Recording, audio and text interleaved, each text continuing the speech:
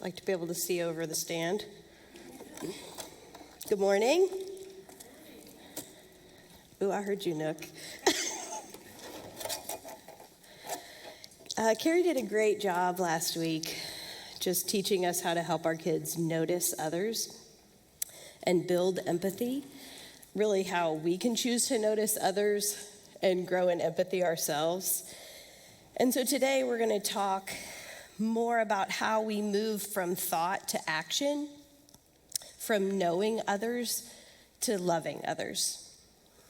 So just to recap, this whole series of known and loved is based on the greatest commandment, which Jesus himself says is the greatest commandment. That isn't like just a title we came up with.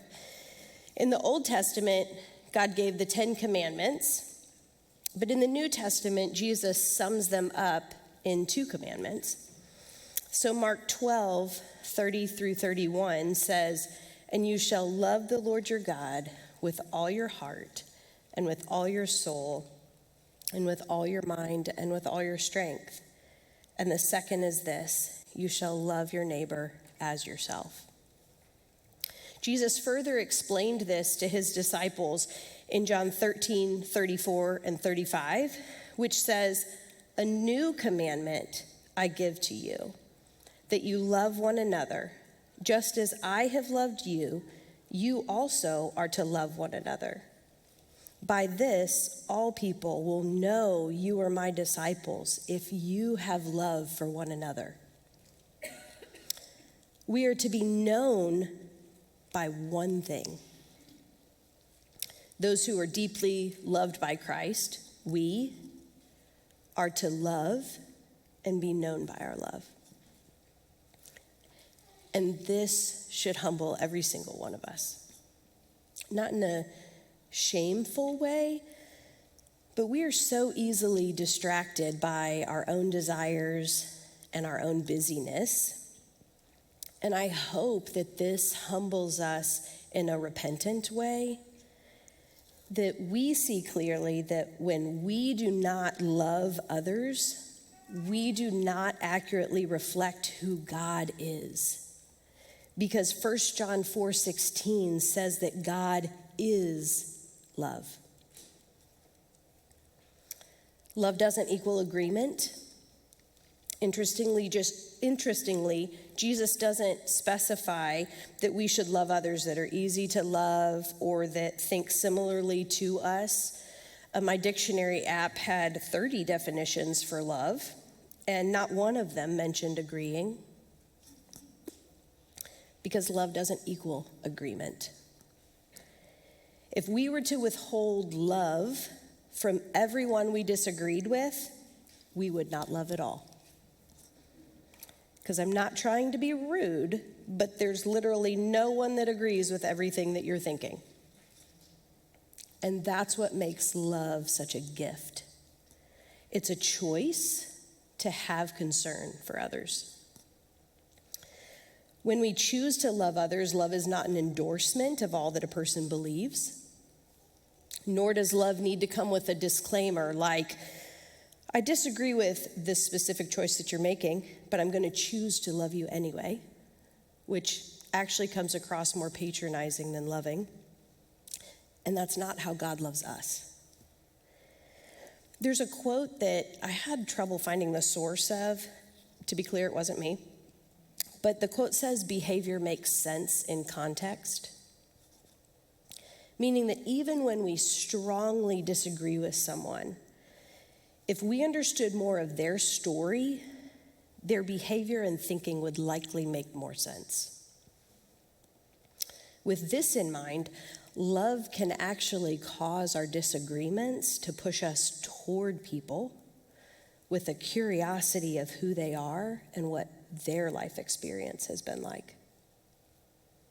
Which brings me to another quote that I've heard from a couple different sources, also couldn't find the true origin, but it says, "It's hard to hate up close." When we move in closer to someone's life, we start to see less of an issue or a disagreement. And we see a person who is created in the image of God and deeply loved by him. And loving others, specifically people who we disagree with, we might be misunderstood. But if we are to be known by our love, the risk of being misunderstood needs to be less important to us than the risk of not loving others. When Jesus ate dinner with Zacchaeus in his home, or when he talked to the Samaritan woman at the well, Jesus didn't defend or clarify his decision to love them and treat them with dignity as image bearers of the Father. And if Jesus, who was blameless and had every reason to accurately defend himself, if he is okay with being misunderstood, we can be okay with being misunderstood too. Love is not manipulative. Jesus spent a lot of his earthly ministry with people. Sometimes he was teaching, sometimes he was feeding, sometimes he was healing. He was always loving. I think some of the more known miracles that he performed that radically changed people's future, like the paralytic that he told to rise and walk, or the man with the withered hand that he healed, the 10 lepers that he healed, or the centurion's daughter that he raised from the dead. These are miracles that you're likely familiar with. Yet, do you remember the moral standing of any of these people? Or spiritually, do you know if any of these miracles drew their hearts closer to Jesus? Do you know if any of these people went on to live mightily for his kingdom? Interestingly, the Bible doesn't actually tell us that. Loving others can point them to Jesus, but we can't love others only if it makes them love Jesus.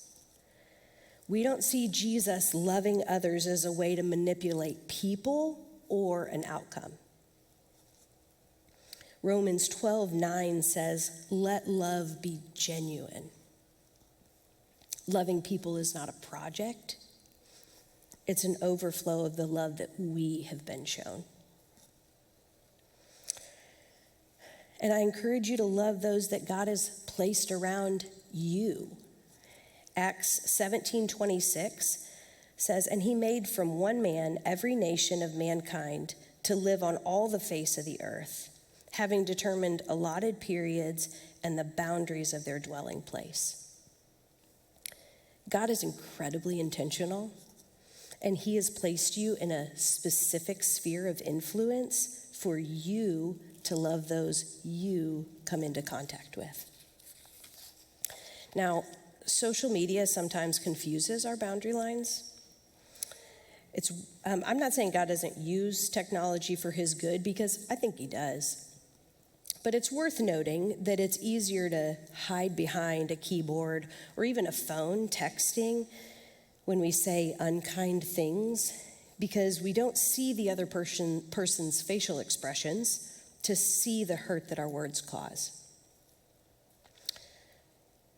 As we talk about loving others today, I'm specifically talking about the real people in your life, but we certainly still bear his name and need to love others well and be kind online too, for goodness sake. About 9 years ago, when I was in Bloom, I had a friend in my small group whose husband was about to deploy with the Air Force. And she had 4 young kids like I did. And she was sharing with our group, and I remember thinking, wow, that sounds really hard. I really hope that the people in her community show up for her and love her.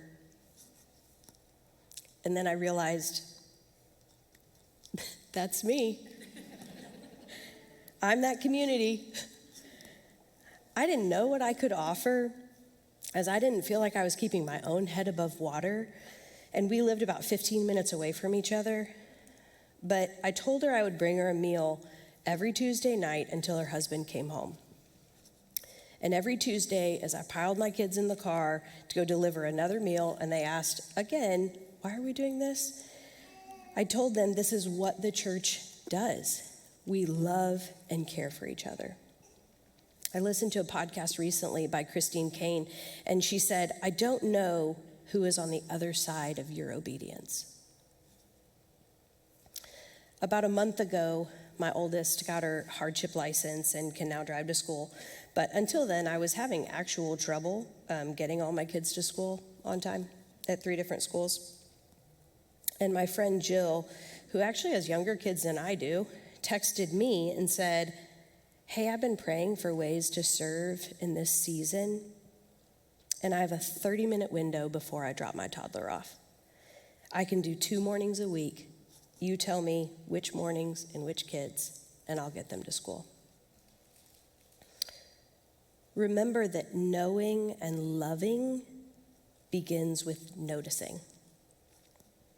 Jill was looking for ways to love others. A couple years ago, my husband's aunt, who is single, she broke her foot and was sharing how she was disappointed that she broke it before she had a chance to rake the leaves in her yard. So we said, we can do that. Brought our kids over, spent the morning raking leaves. The opportunities to show others love are endless. And I truly think that if we ask God to open our eyes to how we can love those around us, there will suddenly be ideas in your mind and opportunities practically placed in your lap. Loving others also includes saying kind words. Proverbs 16:24 says, pleasant words are a honeycomb, sweet to the soul and healing to the bones. Why do we make it so awkward to tell other people what we like about them? What we see them doing well? What gifting we see that they have? Why does it feel weird to encourage others? Why do we make it so awkward to receive positive words? Why do we deflect and say, oh, it's not that hard, or it's not that big of a deal, or anybody could have done it? Why is it so hard to say thank you and just receive kind words? If kind words are like honeycomb, sweet to the soul and healing to the bones, we need to do a better job of telling people what they mean to us and what we see in them. And we need to let the words of others sink in long enough to heal our bones. Think of the fruits of the Spirit: love, joy, peace, patience, kindness, goodness, faithfulness, gentleness, self-control. Even just a glimpse of this fruit, we can speak into that. In our home, when somebody has a birthday, we go around the table and each family member says one thing that they like about the birthday person. It's a simple tradition, but it gives us all practice saying kind things out loud. And it gives us practice receiving kind words that are said to us and recognizing the positive qualities that others see. Last year, I was doing a She Reads Truth Bible study on gratefulness, and I read 1 Thessalonians 5:12 through 13, which says, we ask you, brothers, to respect those who labor among you and are over you in the Lord, and admonish you, and to esteem them very highly in love because of their work. So we chose as a family to write letters to those who are over us in the Lord. So for us, that was our teaching pastor, our student ministries pastor, our kids ministry pastor. Every person in our family wrote a letter to each of these people, and we together spoke kind words to those who are pouring so much into us. Loving others doesn't have to be complicated or difficult. So who in your life could you encourage? Who can you love well with kind words? Loving others also includes the people in your own home. The people in your home are likely the easiest and the hardest people to love well. My third child, Sophie, is almost 12, but I'm going to show you this picture of her when she was almost 2. She was so adorable, which is great because I'm going to show you a few more pictures from this time in Sophie's life. This next one, she was 20 months old. This is diaper cream. I didn't even know she could open a drawer. This dresser this was in was like, you had to hold both sides and like carefully open it. It was hard for us to open as adults. And she opened the drawer, unscrewed the tub of diaper cream, which I didn't know she could do, and then rubbed it all over herself, and clearly was super remorseful about this decision that took me over 45 minutes to get all of the cream off of her body and in her hair. Also, P.S., Dawn might get oil off of ducks in an oil spill. It doesn't get off diaper cream. This next picture was an entire roll of parchment paper that she got out of the drawer to dress herself with. The next one is an entire tub of stickers that she dumped as she was crafting. The next one is baby powder everywhere. She's so sad. This next one is breast milk that she found in the fridge and dumped in her brother's Gatorade.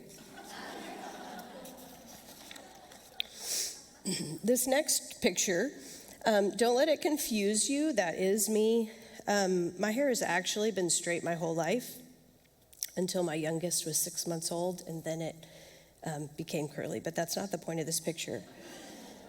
Sophie has a bandage on her hand that she's just holding there because I plugged in the iron and said, Sophie, I plugged in the iron and it's going to get hot. I have to go get one thing out of the next room. Do not touch the iron. So naturally, she pushed her stool over to the ironing board and reached up and touched the iron, which burned over half of her palm and required multiple trips to the burn clinic at Children's, where they reminded me that I should really keep hot things away from children. This next picture is a lot of Rice Krispies, and she is so proud that she poured them all herself. And then this last one is pancake mix that she made and then spilled on the counter, down the drawers, and all over the floor, and in the clean dishwasher. Sophie has had from birth a God-given fierce independence that is absolutely beautiful. She was, and to some degree still is, figuring out how to balance her independence alongside safety and wise judgment. And at this time in her life, I had to work hard against getting caught up in my own frustration toward these messes. Specifically, when I also had a newborn, I was tired. But if I only focus on how my own desire for control bumps up against her desire for independence, I say things that crush her spirit. Sophie needs space to be exactly who God created her to be. And as her mom, I have the opportunity to use my words to cast a vision for who she is becoming, even if those qualities are not fully refined or matured yet. It's easy to see strengths and weaknesses on a scale, weaknesses on one side, strengths on the other, and you hope that your strengths outweigh your weaknesses, or at least that they balance each other out. But weaknesses are really our strengths in excess. I'm going to say that again. Weaknesses are really our strengths in excess. If you think about independence on a bar graph, it's a strength within a certain range. Too little, and you're helpless. Too much, and you're self-reliant or arrogant. Take flexibility. Too little, and it's really difficult to adjust to changing plans. but too much, and you likely lose your voice of what you actually like and care about. What about respect for authority? Too little, you're rude and disrespectful. Too much respect for authority, you end up listening to authority even if they're asking you to do something that is blatantly wrong. What strengths lie just beneath your child's weaknesses? Not ways that they're perfect, just a glimpse of that strength. Times you can say, this is going to be really good with some maturity on it. A moment you can say, I saw you exercise self-control right there. I bet that was hard. Or maybe, I saw you flex when that plan changed. Thanks. We can love our children for who they are by pointing out their gifting, which, by the way, I think gifting is the hardest to see in yourself because it's all you know. So it's easy to think that everybody thinks like you do. So sometimes our kids don't even see their strengths. You can call out the ways that they're loyal or inclusive or creative or patient. Cast a vision for how that can be a true strength. Sophie is now in 6th grade, and the first week of school this year, she was in a class that is kind of like a homeroom study hall. She didn't like that she was the only girl in the class, and she didn't like that the teacher required her to use the school-provided planner rather than the one that she picked out. So she decided to go to the counselor and submit a change in schedule request to be moved to a different class. And she told me about this when she needed my signature to submit the form. And she said, they might say no, and that's okay, but they might say yes. And they did say yes. And she was moved to a new class where there were other girls, and she could use her own planner. Sophie saw a problem and found a solution and didn't actually need my help because she's literally been practicing this her whole life. I don't think it's a coincidence that the verse that Stephen and I chose for her before she was born and that we still sing over her every night before bed is 1 Timothy 4:12. Don't let anyone look down on you because you are young, but set an example for the believers in speech, in life, in love, in faith, and in purity. And let me tell you, this girl is a leader among her friends. And in our family, she's not afraid to speak up, and she's not apologetic for her strength. We can love our kids well, not just by managing their lives, but by speaking life into them. Not just into who we want them to be, but speaking life into who God has already created them to be.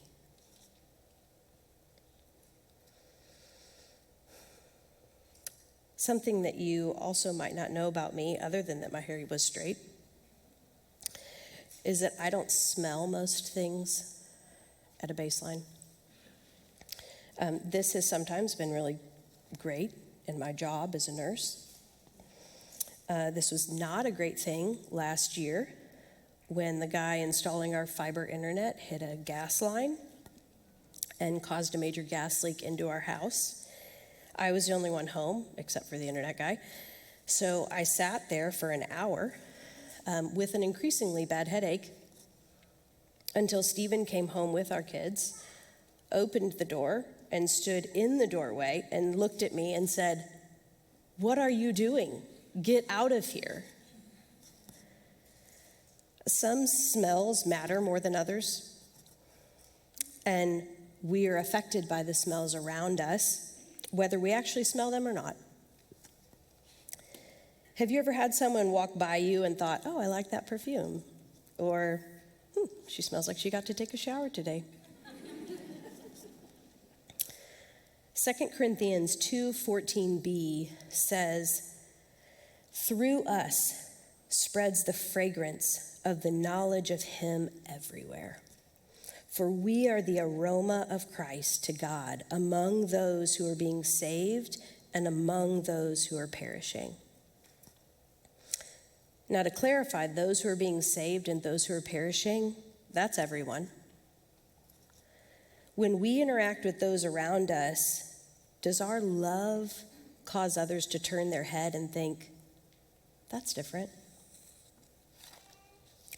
If loving others came naturally to us, I don't think Jesus would have commanded us to love one another. He wouldn't have needed to tell us to love. And he knows we can't do it out of our own strength. And that's what makes loving others well stand out to those around us. 1 John 4:19 says, we love because he first loved us. We are loved by the source of love itself. And we have the opportunity to love those that he has sovereignly placed in our lives. I encourage you to love those God has placed around you, because love doesn't equal agreement. Loving others might mean we're misunderstood. Love is not manipulative. We can say the kind words. We can love those in our home well. And we can love because he first loved us. There's a million opportunities in life to be irritated, annoyed, and offended.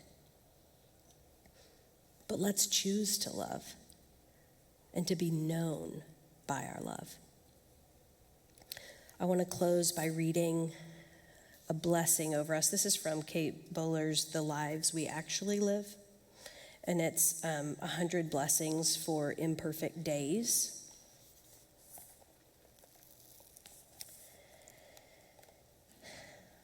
Love can break your heart.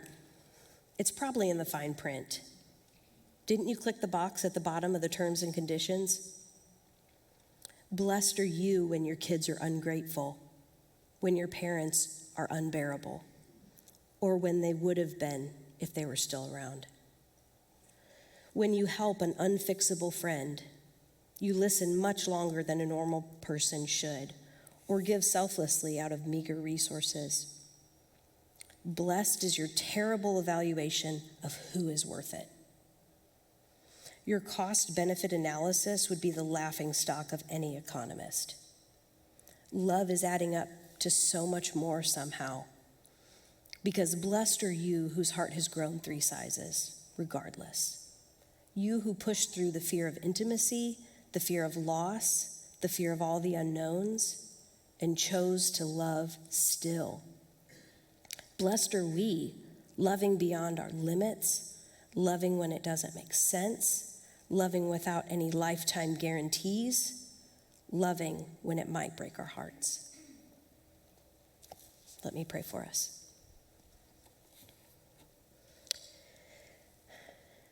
God, thank you for being love. Forgive us for the ways that we do not reflect you accurately to those in our home, to those outside of our home. I pray that you would open our eyes to see others, to notice the needs around us, to notice opportunities to love people well. Give us the words and the boldness to step into that, Lord. And I pray that we would more accurately reflect you in these days ahead. Amen.